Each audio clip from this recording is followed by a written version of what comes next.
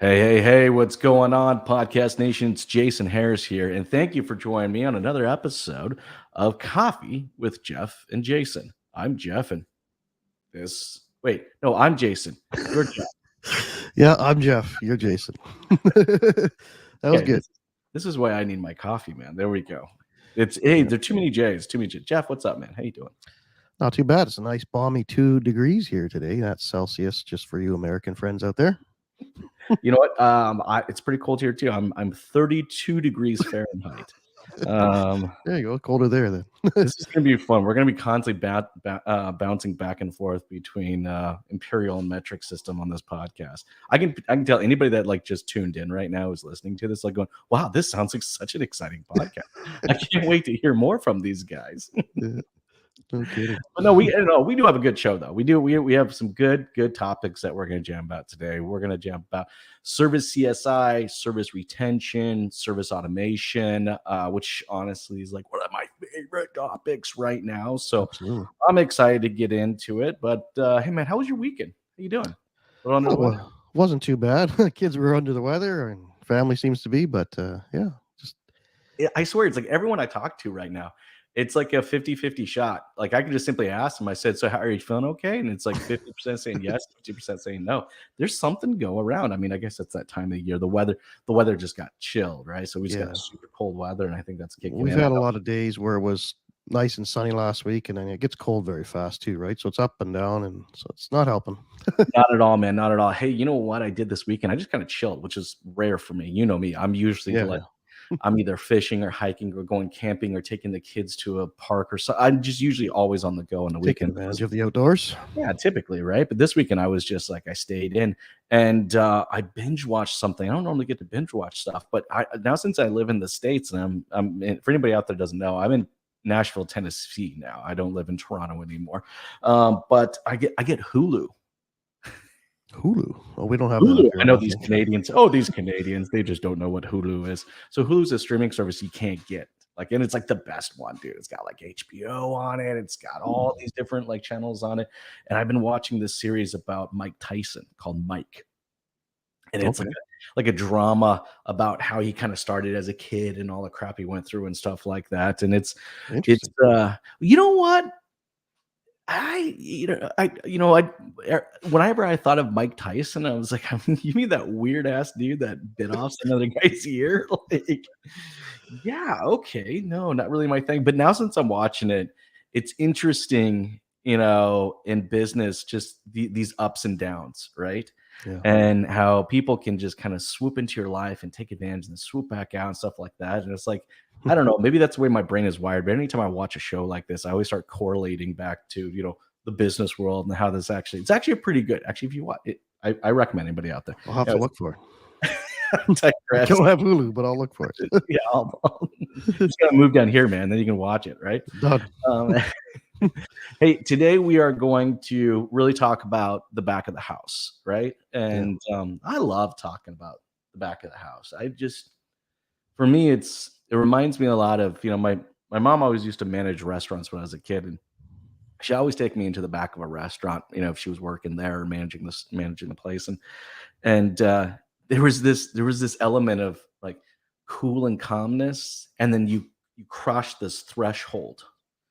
This one line, this one door, this threshold, and then you get into the back, and it's like the chaos. The chaos begins. Yeah, the chaos begins, and I was kind of find like, that's the back end of that's the service department, right? I mean, that's the mechanism. It's the heartbeat of the dealership. It's what keeps everything pumping and moving and going and moving forward, right? I mean, come on, face it. We both of us had the opportunity to be in many different dealerships over our career, and you can have, I hate to say, kind of a half-ass front end of the house, but as long as you got a strong service department, you still make really good money and perform quite well as a dealer. Now, I know you got lots of experience in the back end of the house, so let's start there. Let's talk a little bit about your experience and when you got started in the service department. How did that go for you?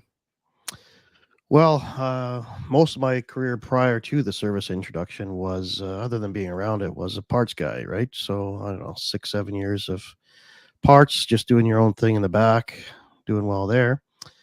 And one day, I was working at BK Motors in Waterloo, and they came to me and asked me if I wanted to be a service advisor. And I said, "Are you guys nuts?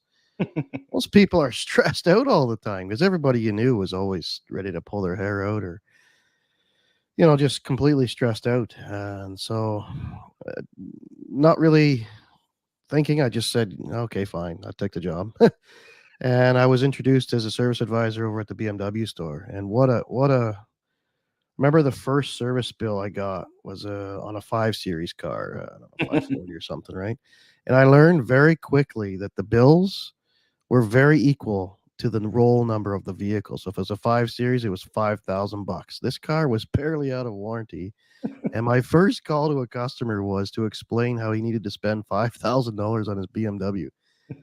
I couldn't believe it. Once I got over the fear of that, and I actually talked with the mechanic, the technician at the time, and went through the things it needed, and we had a chat with the customer on the phone. His only concern was, when's it going to be ready?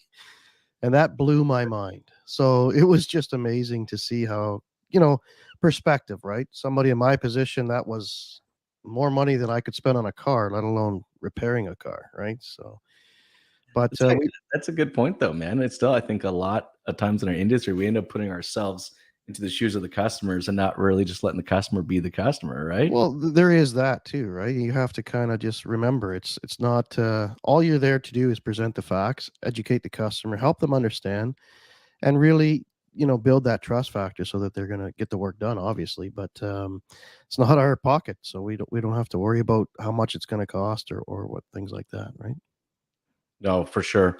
You know, my first experience in the service department is an interesting one because I actually went from sales over to service, and I was only a couple years into the business, and I knew that I always wanted to be a dealer principal, and I had a great mentor at the time. Fortunately, he's no longer with us, but one just an amazing individual in the automotive industry. There's a lot of those guys out there, by the way. And he explained to me that if I was going to be an owner, then I needed to spend time in the shoes of every single person that worked at a dealership. I needed to Oh yeah, for intimately sure. understand, right, every single role. So I remember when I left the sales side and I went to go be a service advisor for $37,500 a year, leaving 180,000, almost $200,000 a year, sales position. People were like, "What the f is wrong with you? Why would you do that?" Right? And but it was a great experience.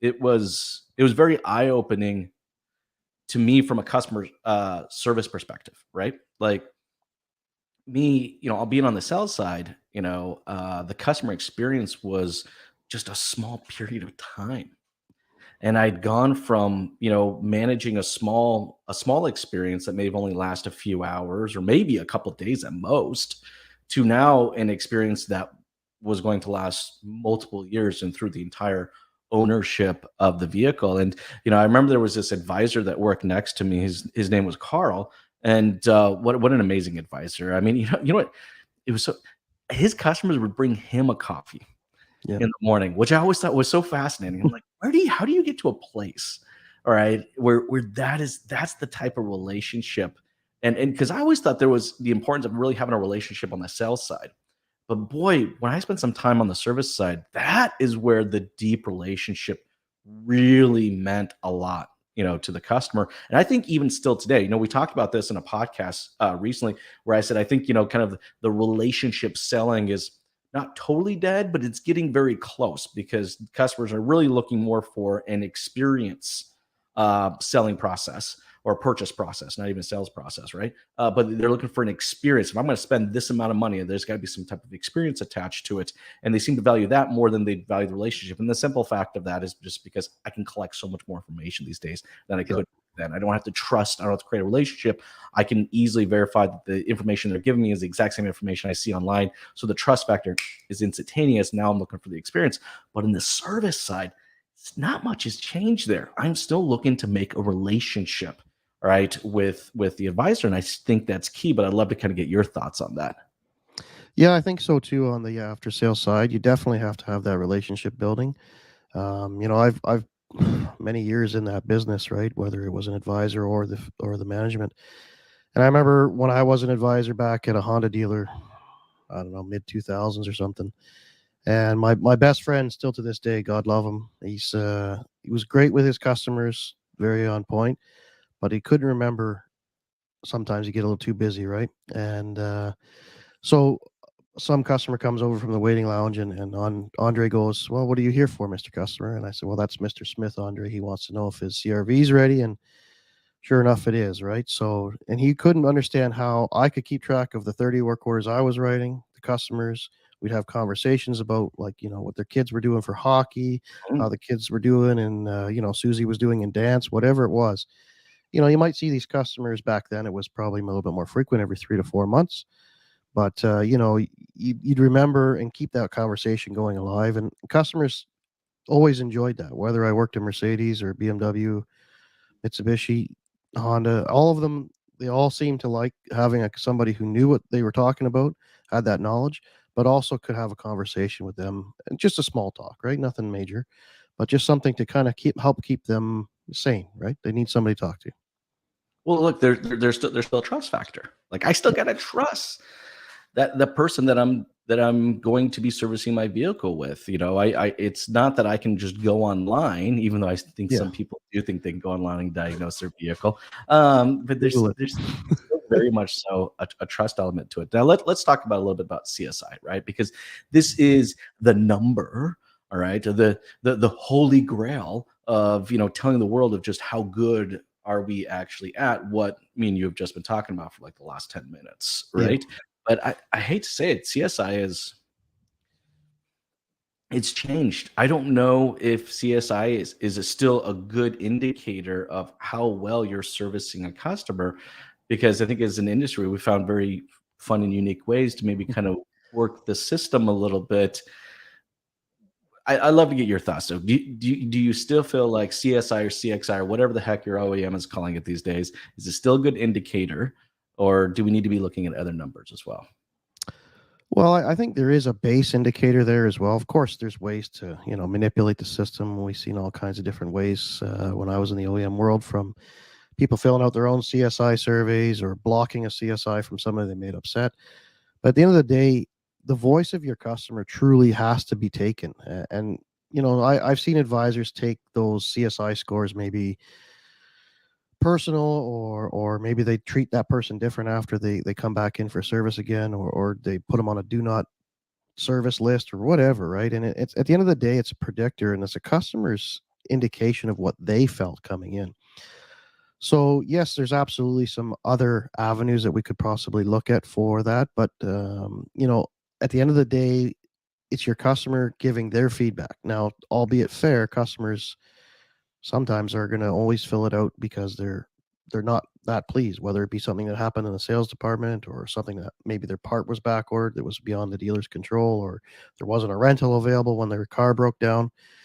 But at the end of the day, how do we take those things and the most of it, whether that be even just calls to customers ourselves or whatever it is through automation, gathering that customer's feedback to understand how can we improve the process? Because that's what I've always looked at CSI for. It's not really just, oh god, Timmy got a 91.7% today, yahoo. It's really, what are the trend indicators showing? So if you've got no process to develop things, then you're going to fail at your CSI scoring. Going back to that BMW dealer, when I worked there, my mentor at that time was Larry Morrison, great guy. And we kind of created this whole Disney type thing going on. So when you came in for service, we had a whole orchestra going. We had runners for cars, of course, a little bit bigger to store, things like that. But as soon as the customer pulled into the drive-through, we were there to greet them, shake their hand, walk them in, pour them a coffee, get their service started for the day, and get them on their way. And when they came back for the end of the day, after reviewing the invoice, not some cashier, we did that, walked them out to their car, opened the door, and their car was facing out the drive-through, and it was gone. And they left from there. And everything, we just made it so that everything just happened. Customers never saw any of the Awesome. chaos that you described, because that certainly happened. We had all kinds of chaos from Of course. somebody hiding in the back, not really wanting to work. And but it just, we made a concerted effort to make sure that the process was followed, maybe 98% of the time versus 100% of the time. And it honestly made a big difference. Well, it Back does, in right? those days, BMW did CSI by act. It was a 15-page survey for the long survey. The Oh my short god! survey was 5 pages. Can you Mail in imagine as a form. customer getting something like that, right? I would never fill that out. Here's my thing though with CSI is that I don't feel like it gives us room to fail the way No, that dealerships and OEMs have now approached, CSI, right? Like, here's the one thing I always love about getting a bad review. I I this sounds weird, right? But I mean, I actually look forward to getting bad reviews because if I got a bad review, it usually gave me an opportunity to fix something, all yep. right, that really had meaning to the customer. Right? You know? And how you address that makes a big difference. Exactly, but, these days though, now, it's like if you have this, there's such a push for perfection, you know, there's no room to screw up, and, I mean, look at this. I mean, most of these dealerships out there have CSI scores that are over 95, 96, 97, 98%. I mean, come on, right? Like Well, from an OEM you get perspective, I that got to close. tell you, That's the thing. See, this is where I get up. yeah. I get frustrated, and I'll get off my soapbox in a minute. I promise, right? But like, I get a little frustrated with this, right? Because like, I know as a business owner that myself and my team and my business will evolve and learn faster and become better if we're allowed to fail. Of course. I don't believe that the current CSI model or CXI, whatever the hell your OEM's calling it, all right. I don't believe that the current model gives room, all right, for us to openly fail so that we can learn from it and actually get better. Everybody is like, we have bonuses now stuck with this. Like, if you're not a 98.5, there are, in some cases, can be tens of thousands. For some dealers can be Yep. hundreds of thousands of dollars left on the table, but that doesn't give you space to make mistakes. Anyways, I'll get off my soapbox. I want to hear what your thoughts are. No, I agree. I mean, from the OEM perspective, the last OEM that I worked for, I mean, I wasn't involved in these, but I heard conversations about, how do we take our CSI from, like you said, 98.5% to 99%? And it's just like, really, guys, like if if we could only just make that happen, right?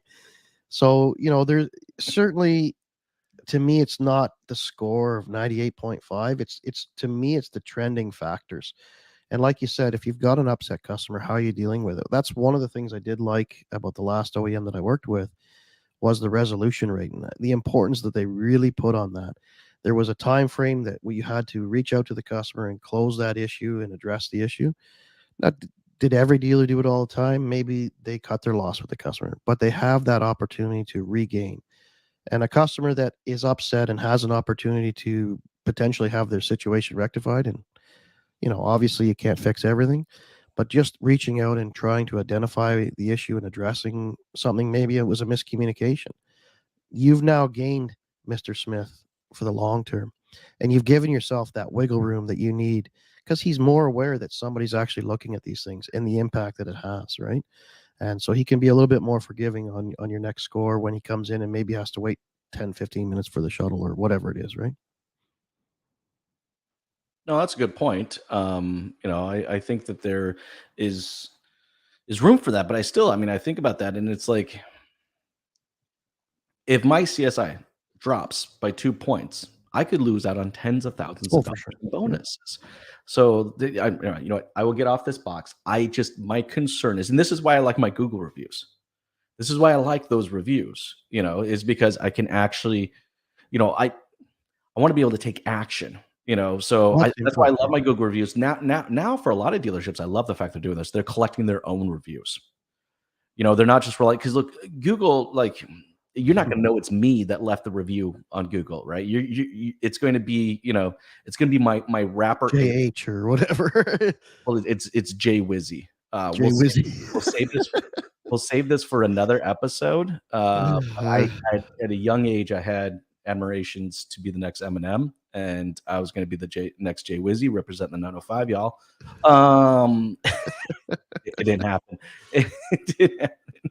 Thank But God. how do I come back from that one? How do I come back? But no, I mean, like if I No, I can't think take the importance of it with the bonus payouts and things like that definitely has to change. I think this, maybe more focus is on what you're doing to drive the success story and how you're actually dealing with your customers to, rectify, like you said, the situation that might occur because it's going to happen, right? Somebody's going to come into work with a bad day, and it's going to happen. well, and that's what I was saying. Like, if your OEM is not going to give you the freedom to fail, right? The freedom to make a mistake, right? Because it's a good thing when we make mistakes. We Yeah, learn from them and we make changes that fundamentally impact our business in very large ways.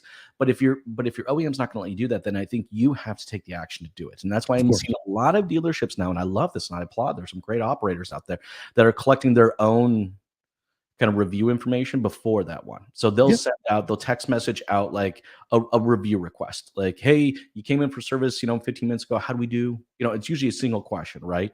Like, did we do a good enough job for you to refer us to a friend or family member? I love that question, by the way. That's very common in what's called an NPS score, a net promoter score. If you guys aren't collecting that information, I think it's the quickest and easiest way to find out really how well you did, because honestly, I think that's the one of the best questions you could possibly ask someone. you're not going to recommend somebody to go somewhere that you just, totally can't stand. Exactly. If it was not a good experience, I would not refer you to a friend or family Yeah. member. I And now think, you have the opportunity to reach out. What's going on? What can we do to improve? Like what happened, right? I mean, and then I think this is our perfect segue into service retention, which is our next topic, right? yep.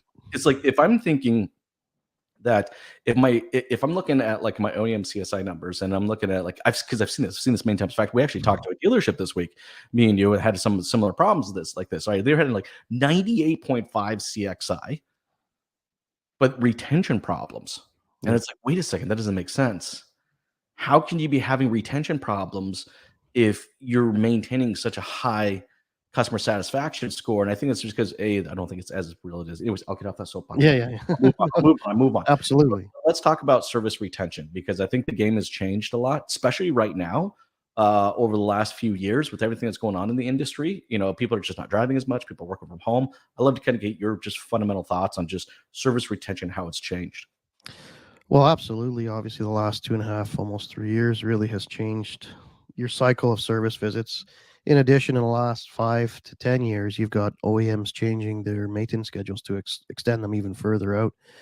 The days of 3, 5 intervals for service are just out the window now. So, at the end of the day, though, what are we looking at when we're looking at retention? Or how do we measure it? Are we looking at the customer coming in 2 times a year? Well, that might not quite give you the accurate picture because they might just be coming in for warranty work. They might be coming in for their tire swaps up here in our part of the world. That's a very common thing. Twice a year, you'll see a customer for that. Yeah, does that really Uh, mean retention, right? Yeah, I got it. yeah. So the last OEM that we worked at, we looked at a couple different ways to measure retention. Retention effectiveness is what we kind of called it. And a lot of times what we could do was take a random list of 50 or 100 VINs in the last 2 years that were sold and kind of follow them through to see, did the customer come in for the required maintenance when it was time, and did they actually execute on the required maintenance, or did they just come in for something else like a warranty repair or tire repair, or just the oil change, even if you're just looking at that. So are we actually measuring what our retention is, or are we just looking at it going, well, we have a good database of customers, they come in twice, 2 3 times a year? No, but um that's a good point, right? Like, what is retention anymore? Like I'm especially a lot of these vehicles are being sold now with service contracts with them, yeah. right? So you're like, I was at a dealership. I love this. Straight face looked at me, showed me the retention levels at 3 years, and I'm like, that's so interesting. I think I just had a meeting with your F&I department, and they were at an 80% penetration on their service contracts. Gosh, I Don't know how that correlates. can't imagine what the correlation is there. But it's like, but what does it mean to actually retain a customer? I mean, I think the retaining the customer now is well beyond the 3 year mark. I mean, I think if you're looking at retention between year one and well, okay, I will say year one. Actually, I will say year one, right? Because I mean, especially depending on where you are, if like where you are right now, Jeff, like there's like 27 Nissan dealerships you could potentially drive to in like a 45 minute. Oh yeah. So I could get year one retention would be an important number there, because you could buy a vehicle, but also live next to 3 other Nissan stores. So so I would look at like year 1 and like anything between year 3 and year 5. Um, but also I think it's what's one thing with retention is like we always focus on retention. We say retention is always on new cars. Very seldomly, I mean, who actually reports on retention with used car purchases? Nobody hardly. It's an amazing, like, that's a true fact. I mean, you think about the days when we've worked in retail, even, right? What was done to drive that used car back? Oh, it's an off-brand car. It doesn't matter. Well, at the end of the day, we can fix anything.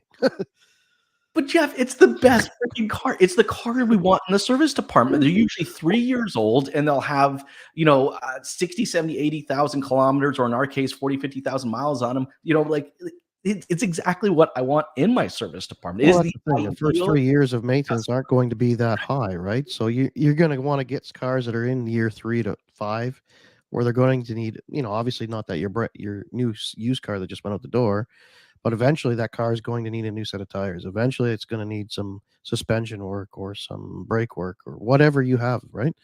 So why would you not wanna go after that customer? If not, they're just gonna go to their local garage store. It doesn't matter, right? Well, look, I think this is the bottom line. Bottom line is it's strategy, right? Like service retention is a strategy, and it's not a one size all strategy. I think we need to get very specific about who we're trying to retain and what is the value to them as a customer on why they should continue to do business with us, guys. And it's not because you have a free car wash. Like we got to go deeper in that. What do you think? Well, absolutely. I mean, obviously, you want to speak of the value that you offer, right? Because I think that's another problem that a lot of dealers don't really get into.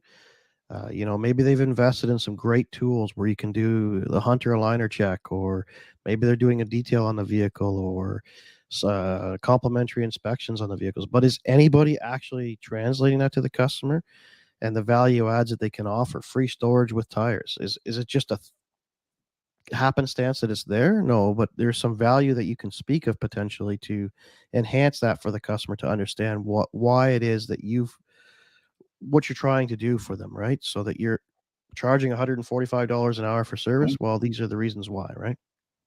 No, you're 100% right. The value has to go beyond just the product or service that we provide. And I think that's where you'll see some amazing operators have tapped into that and they understand that. This weekend I went and took the kids to Wakanda Forever. By the way, Oh yeah. oh, dude, you're gonna love it.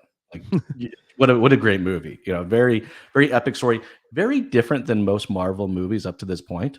There was a lot more emotion and story, behind this one. It wasn't just like 3 hours of action scenes the entire time, right? So, but so there's this movie theater, and this is actually pretty common in the States, depending where you are in the States. Is the movie theaters here are these big leather recliners, and and you reserve your seat. You don't have to That's wait. cool. You don't have to wait in line to try to get in there and stuff. Like there's not 200 people in there. It's like there's these big, like my kids brought their blankets with them, and a pillow. Oh no, I'm serious. Hold on. This is, but what my point is that it's an experience, and I think right now for a lot of service departments and maybe listening, all right, that start thinking of retention in the sense of an exchange of experience. Yep. And I'll give you one quick one. I've actually seen this now a few times, and I think it's absolutely amazing. And one of the biggest things I think you can do to just start making a better experience in your service department is take that coffee machine and don't put it up front, put it in the back. Yep. All right. Don't put your coffee machine out front, and then people are going like, what? You know, I need to know who's here. but Who's taking my what this coffee? does, this does is it requires a staff member or an advisor to get a coffee for the customer and bring it over to them while they're sitting down. I'm telling you, that little tiny action, all right, is one very Oh big yeah. stepping stone to generating an overall experience. When I'm just get checked in and it's like, yeah, you're checked in. Yeah, coffee's over there, man. It's might not even be warm. I don't know. I think it was. You I even think it know was if it from yesterday. works. Hey, did anybody clean the pot? No. Most people got pretty fancy coffee machines. But hey, look, I know we're getting towards the tail end, and I still want to talk a little bit about service automations. I think, if I'm going to execute on a strategy like I Yeah, just talked about, right? Like if I'm going to execute on this, like taking my coffee machine and putting it now from instead of the front being in the back, all right, there's going to be a time element to it. So then it's like, okay, well, how can we start? How can we buy that time back? How do we get that time back? And one more element that I think fundamentally enhances any experience, and I mean any experience, is communication. All right. absolutely. I only fly with certain airlines, all right, because of how well they communicate to me as far as like changes that are going on. Right. Like I don't want to like have to like I was flying back from Florida and like there was a hurricane and the airline I was on, a lot of people have said very bad things about this, but I actually thought I was getting great notifications as far as like weather changes. Now this delay, but there's Yeah. no mechanical, it's more of a weather delay. And I kept getting pings about it. And I felt it was a great connect. I felt great experience because I felt connected, all right, to what they were dealing with, which was obviously a very serious weather Yeah. situation. But it was that communication. But I'm gonna tell you, no one was doing that manually. That was all automated. But Mhm. it made me feel connected to them. But I'd love to kind of get some of your thoughts on what you think that we can automate as far as like some of the engagement or conversation portion of it that would just enhance the overall experience at a service department. Well, for me, obviously, engaging with the customer to let them know that they're due for service or that they may be overdue for service, or maybe through potential loss campaigns or whatever. Reminding them of their service appointments, checking in to see why maybe they missed an appointment, to letting them know that their vehicle's ready, to payments, to the follow up like you discussed earlier with the customer experience. How likely would they be to recommend me? So if we could take the things that Timmy's, it'd be nice if Timmy could make 50 phone calls a day, but we know that's not possible, right? So if we could free up a lot of Timmy's time by making 95% of those things automatic, customers will engage, with their phones. If I got a text right now telling me that my car was ready for service, I engage with it, right? So it's on my time that I can do that.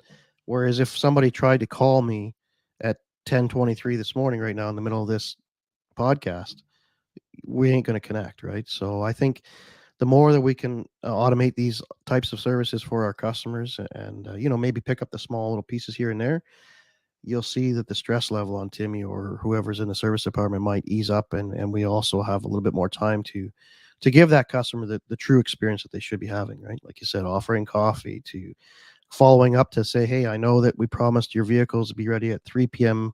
today. It's 11 now. We're still waiting for it to go in the shop. I will update you as soon as I have a report back, right? Well, and I love the fact you bring that up because, look, I mean, look, we know the key to running a successful service department is internal communications, right?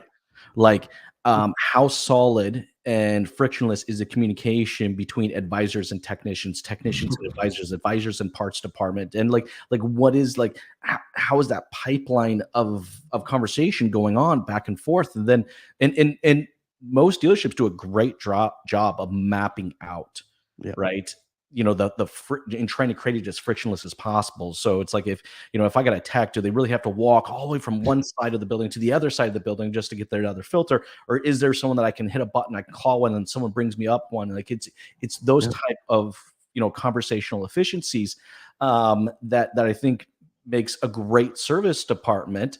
We got to take that same type of perspective though with our customers.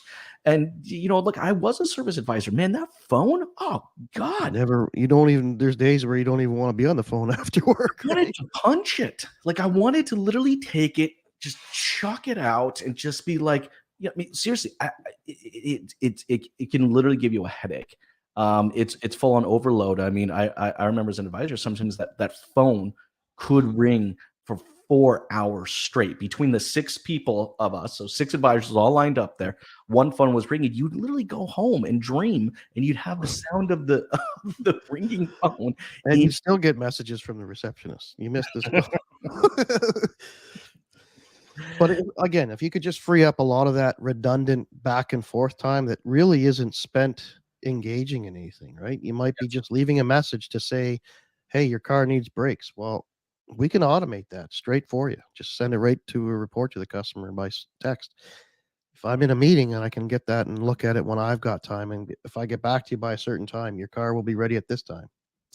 Yeah, look, It works perfect. it does. Look, at the end of the day, it's all process. That's what we're talking about here. Yep. It's all process. Look, I know we're hitting the 35-minute mark, and we said we were going to never try to do Yeah. this, but I definitely think we could. I think we should continue this conversation maybe on another day because I love this topic. You know, I love this Yep. topic. I talk about it all the time. Hey, guys, this has been Coffee with Jason and Jeff. I'm Jason. I didn't get that correct in the beginning, but His he's coffee's kicked in now. He's I'm Jeff Jeff. on that side. Thank you so much for taking the time to jam with us this morning. I hope you guys have a wonderful day. And man, just go out there and kick some butt. Thanks, guys. Have Thanks, have a Jeff. great one, guys. Thanks, Jay.